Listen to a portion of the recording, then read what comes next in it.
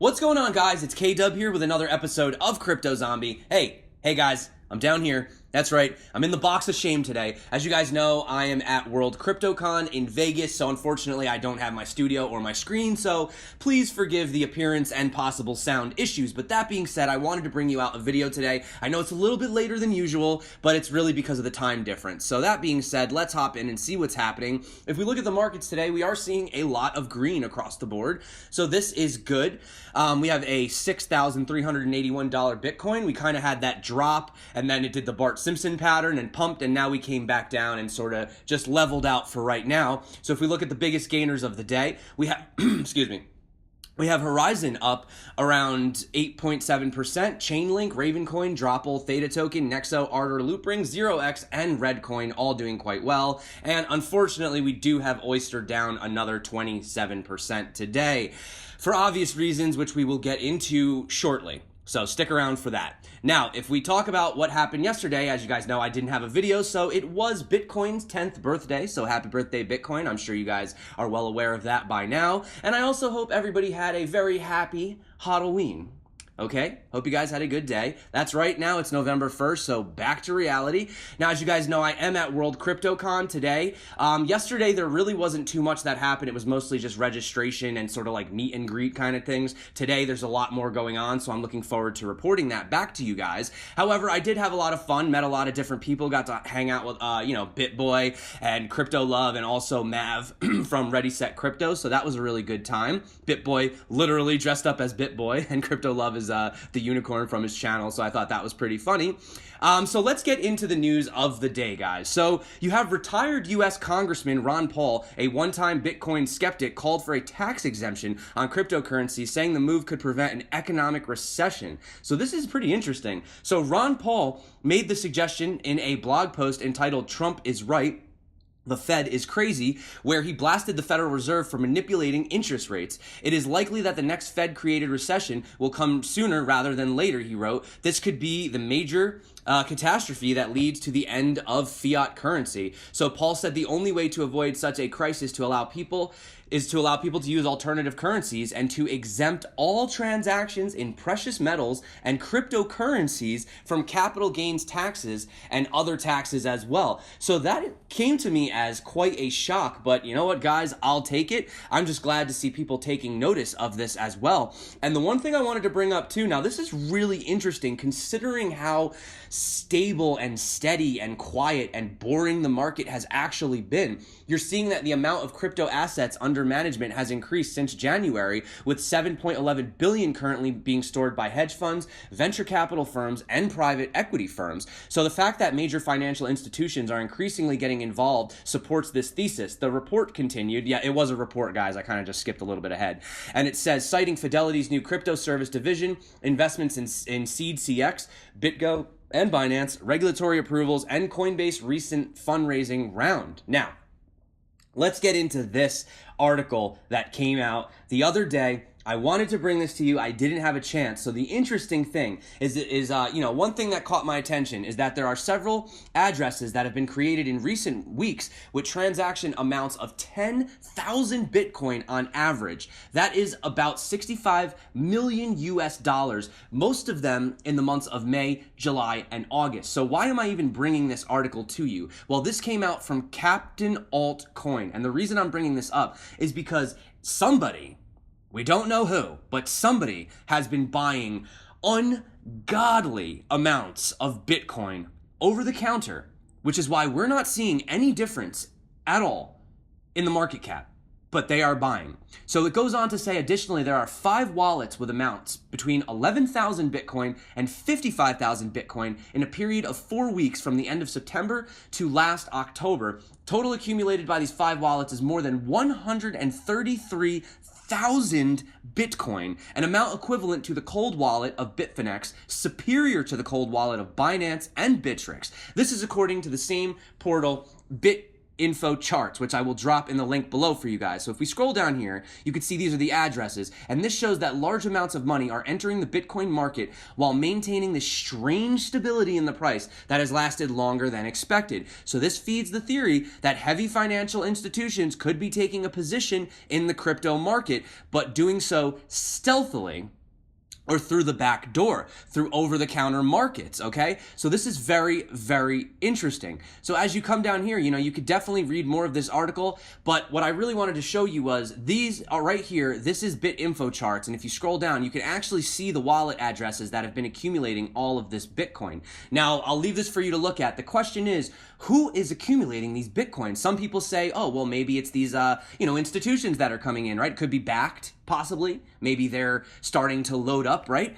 Or it could be something else. It could be Wall Street creeping in the background. So the truth is that they are coming, guys. They are here. They are buying, and they are buying in massive, massive quantities, okay? And the interesting thing is if you look over here at this tweet that came out from Nick Carter, and this was from a few days ago. He says, you may have seen today's MSM talking points about Bitcoin boiling the oceans. What a coincidence that all these articles came out simultaneously. And look at these. All of these articles are just bashing Bitcoin, slamming Bitcoin, saying that it's going down. People aren't paying attention to it. It's lost its global power, right? However, these guys are buying on the other side. So who's to say that they are not in with the media?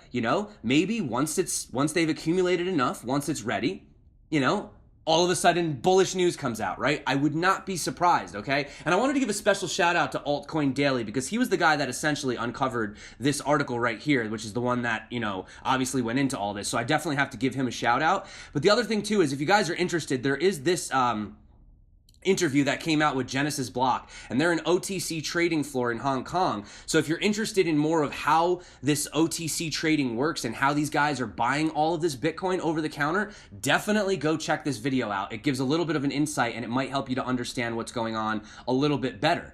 Now, the other thing too, there was some speculation about possibly Warren Buffett entering into crypto. Now, this is a lot of speculation. There's really not a lot of proof, okay? But I just wanted to bring this to you guys anyway so you can have a look at it. It says that, even though he's been very negative towards Bitcoin, he literally called it rat poison squared. They say that he's decided to invest $600 million into 2 large fintech firms. So Berkshire reportedly bought around 300 million stakes of Paytm, which is the largest mobile payment service in India. And then it says, while this alone did not cause too much suspicion among the cryptocurrency supporters, Berkshire's second large investment did. This was the one made last week when it bought shares in an IPO for Stone Co., okay, which is a large Brazilian payment processor. Both of these investments are very unusual for Berkshire, which usually invests in companies like Coca-Cola and aims for acquisitions of insurance companies. So why are they suddenly all, putting these investments in these payment companies, right? Now, I'm not saying this is related to crypto. Like I said, this is this is all speculation, but I just wanted to bring that to you as well to keep you guys in the loop as to what is going on. Now, let's get into some coin news. First, we have Oyster. Now, we know what happened the other day, so you basically had Bruno. He's the anonymous founder. He ended up minting all of these. He basically reinstated some kind of a contract that basically started the ICO up again. He, some people were saying 1 million, but I guess it was actually closer to 300,000 that he got away with, so that's the actual number. And if we come down here, they kind of highlight it. Now, this is an update from William Cords, the CEO, or former CEO, I should say. And you guys can read everything that's been going on. There's all these different Telegram chats that you guys can check out. In fact, if you guys want, I actually do have the really long Telegram chats. If you guys want to go into the whole thing, I actually was able to get them. So here's the first one. As you guys see here, you got to zoom in. Very, very long message. And then here's the second one right here. You zoom in and you guys can scroll down here. You guys can read everything they were talking about. I will drop that below for you if you guys are interested. But in a nutshell, basically they summarized it. And what they said was that Bruno admitted to his role in the criminal attack of the $300,000 of Pearl. They said Bruno, the 100% sole owner of Oyster Protocol Incorporated, has fired me, being Bill, the CEO who's writing this, along with the entire team from the Legacy Oyster project. It says Bruno's actions, as per his statements, were intended only for his own financial well-being at the cost of all other project members and token holders. Bruno even confirmed this was a motive for founding a project, which contradicts his claims of continuing the project. And then it says Bruno somehow believes or claims to believe that he is righteous in his actions and that everyone deserved to lose money from the project based on his greater fool Ponzi theory. Whether or not this is true belief or a facade to claim insanity is unclear. Interesting, okay? So basically they say the next steps is that we are in the process of filing law enforcement reports, working with our attorney, and have hired a private investigator. We are being advised by these parties to not reveal any confidential details of the ongoing investigation. And this is also in regards to the next step for Oyster. So basically it says that the team, all of the Pearl team members, with the exception of Bruno, are going to fork Pearl into Pearl 2 or Pearl. That's just a placeholder name. That's not the official ticker. But the new token is going to be held by a separate corporate entity and will have zero ties to Oyster Protocol Incorporated, the company held by Bruno's blind trust. More details to come on this as they finalize the day. So I am not surprised if we continue to see this price drop lower and lower as it continues forward. So, you know, guys, that's basically the news. So, you know, if you want, like I said, I definitely have all these right here. If you guys want, I will drop the full conversation below. It will be in the links, so definitely check that out. I also wanted to talk about Tether. So we have Tether is pleased to confirm that it has established a banking relationship with Deltec Bank and Trust Limited, a 72-year-old financial institution with headquarters in Commonwealth of the Bahamas. So I guess this is a move in the right direction for Tether, but I mean, at this point, you know, there's been a lot of trust lost. A lot of people are very concerned about this. So yeah, I mean, I'm just kind of taking that one with a grain of salt. Now, moving on to some better news, though, we do have Vitalik Buterin. So he unveiled the roadmap for what he described as the coherent whole Ethereum 2.0 in a keynote presentation at DevCon 4 conference. So, you know, there's a lot of conferences going on right now. I happen to be in Vegas. There's the one happening over there. There's another one in Malta as well. So it just seems like it's kind of conference week right now. But anyway, long story short, Serenity, which will have proof-of-stake algorithms, scalability improvements via sharding, as well as other protocol enhancements, is basically what he's referring to. So prior to the big launch, developers will make some final tweaks. This will include stabilizing protocol specifications and cross-client testnets, a testnet integrating at least 2 implementations of Ethereum 2.0. He says the additional testing is important because, having learned from Ethereum 1.0, he felt that it was rushed and they put it out a little too quick. So they want to make sure that this time it's, you know, perfect before it goes out. Now, this is a very controversial story. And I'm bringing this to you completely objectively, guys. I'm not taking sides on this because obviously I don't read code. I don't know. But I do want you guys to be aware of what's going on. So basically, research is saying that EOS is not a blockchain. It's a glorified cloud computing service. Now, this is very interesting, okay? So this comes from Whiteblock, and they concluded that the EOS token and its RAM market is essentially a cloud service for computation and is built on an entirely centralized premise. As such, it lacks some of the blockchain's most fundamental aspects like immutability. So the tests were commissioned by a blockchain entity, Consensus, right? So to establish metrics for benchmarking base layer blockchain protocols. So through practical testing and experiments in controlled laboratory settings, the research provides a thorough and objective model of EOS's design, performance, and economics in order to present a reference for the blockchain community. So basically, you have that Whiteblock that built a replica. So they built a complete replica of EOS just to destroy it, but also to test it out.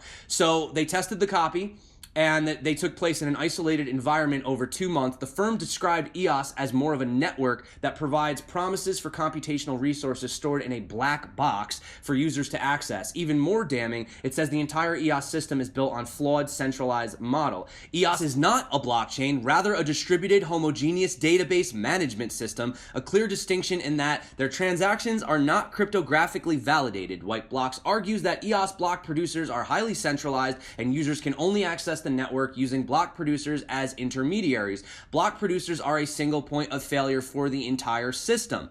Conceptually, it is impossible for EOS to implement Byzantine fault tolerance. A true BFT system would not be susceptible to cartels forming in the system. Cartels are easily formed in EOS, therefore negating any effort to claim BFT. In particular, the researchers note the primary threat to EOS integrity is the Sybil attack, which includes bad actors muscling other network contributors out of being able to process transactions altogether by creating fake identities and using them to initiate spam and DDoS attacks. The report then states that the block producers do not actually process transactions based on any consensus algorithm, instead confirming transactions in a mechanical fashion with no formal verification of the validity of transactions being process. So White Block says EOS doesn't use cryptography. They go on to say that when EOS network confirms transactions, White Block claims block producers are simply cross-referencing new transactional data against this table rather than confirming their legitimacy with cryptography.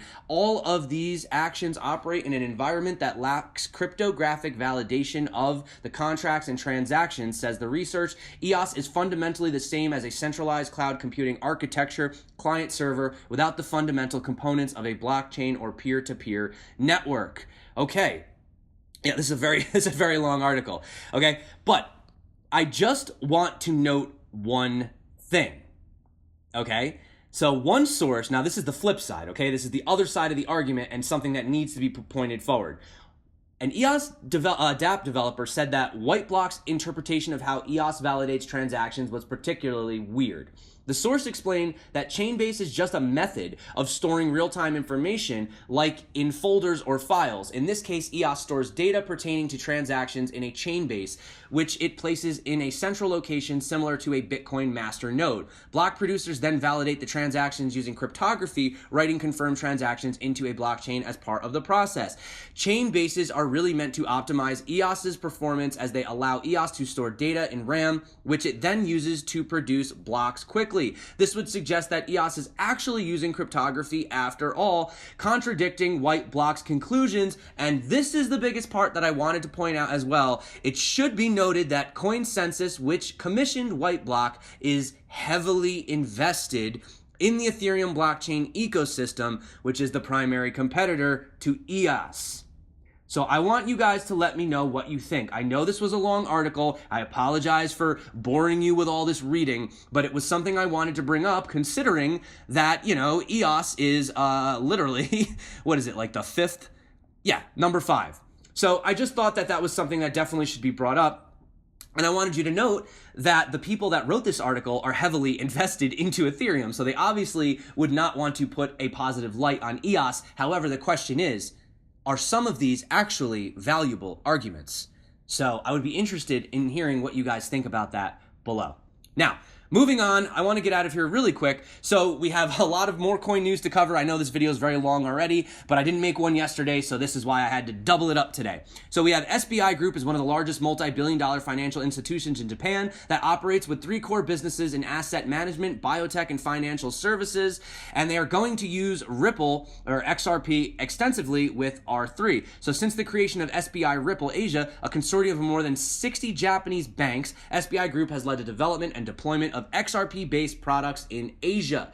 Also, moving on, we have vechain has partnered with a leading Chinese energy company to pilot blockchain-enabled liquefied natural gas solutions. So you can see right here, it says China's commitment to being a world leader in clean energy adoption and the reduction of carbon emissions has taken a significant step forward today with the announcement of an LNG management solution enabled by the vechain Thor blockchain. We also have a strategic partnership between 2 projects that I've had on the channel recently, which is dxchain and NKN. Now, I definitely think they should just start saying dxchain. I think dxchain sounds a lot cooler, but whatever, not my idea to decide how the marketing works on their end. So in a nutshell, basically what they're going to provide is dxchain is going to provide blockchain storage and computing solutions for NKN. In the scenario where NKN needs decentralized storage and computing, dxchain can provide technical support. And on NKN's side, NKN provides blockchain network transmission solutions for dxchain. In the distributed network designed by dxchain, each node is equal. If NKN decentralized decentralized network transmission scheme is combined, it can indeed bring equality to the network. So it's nice to see these guys partnering up.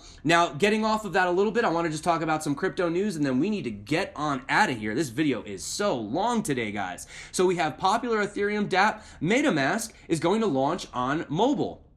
Really great. I actually used metamask for the first time like 2 weeks ago, and I was like really surprised how easy it was. It's actually stupidly easy, to be honest with you. Like, I love my ledger, but metamask is actually a lot easier than a ledger. But I still like hardware wallets because I like cold storage. So that's good news coming out of there. Now, if you guys looked at your phone, you may have gotten this update that says your account now supports USD coin. I did not get this update. I live in New York. New York hates everything crypto related, and I'm never allowed to do anything. But the other 49 states, I'm pretty sure you guys got this, and everyone else in the world. If you did, awesome. But on the same topic, I wanted to talk about the president and COO of Coinbase has recently shared on Wednesday that there are no plans for an initial public offering anytime in the near future. Instead, Coinbase is going to be focusing on a number of new diversifications. So this is interesting because, you know, we had Rand Neuner from CNBC giving all the details of the Coinbase IPO, but apparently it says that they have no plan on doing this, which is interesting. And this came out just today. But here's the really cool thing. The COO revealed plans to multiply the current standing of 7 listings up to somewhere between 200 and 300 in the next year. So they're going to be looking to list 200 to 300 digital tokens. I mean, that's insane, guys. So some of these are going to be offered in the US, but the majority will be offered outside of the country, of course, because of the SEC's strict regulatory guidelines. Not surprised, not surprised. So let's talk about one good thing. So you have New Zealand government issuing a $330,000 grant to a local Bitcoin startup. So Auckland-based cryptocurrency savings and trading platform Vimba has gotten the grant from the government entity Callahan Innovation. The platform currently enables users to use the New Zealand dollars in purchasing Bitcoin or Ethereum. And also, guys, in funny news, I just have to put this out. I don't know why I found this story hilarious, but it says, according to South Korea's intelligence service, North Korea is purportedly still hacking computers to mine cryptocurrency as a revenue stream for the country's government. I don't know. I just thought that was really funny. Plus, that picture is absolutely hilarious. So that's it for today, guys. That's all I got. But I wanted to actually tell you one bit of really awesome news. So guess what? Our blockchain brief newsletter, guys, it is finally here. It's November 1st. The November issue is out. Thank you for everyone for being so patient, everybody that signed up. But the great news is we are giving away the first issue for free.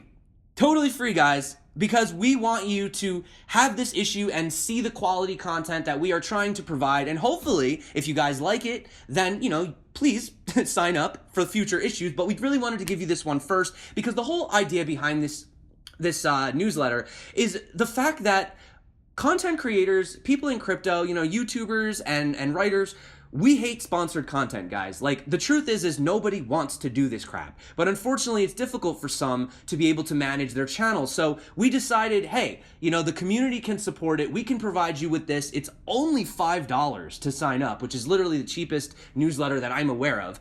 And, you know, we just thought it was a really good way for the subscribers to help us creators and also allow us to give something back. So it's kind of like a living, breathing Patreon type thing. But like I said, guys, you don't have to pay anything. You don't have to sign up. The first issue is absolutely free. And yeah.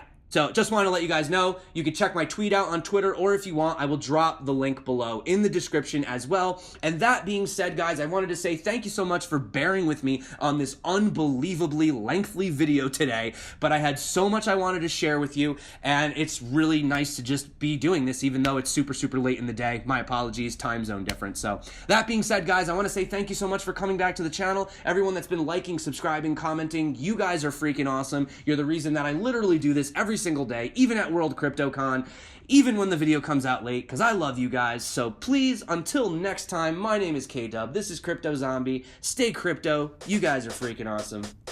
And peace out.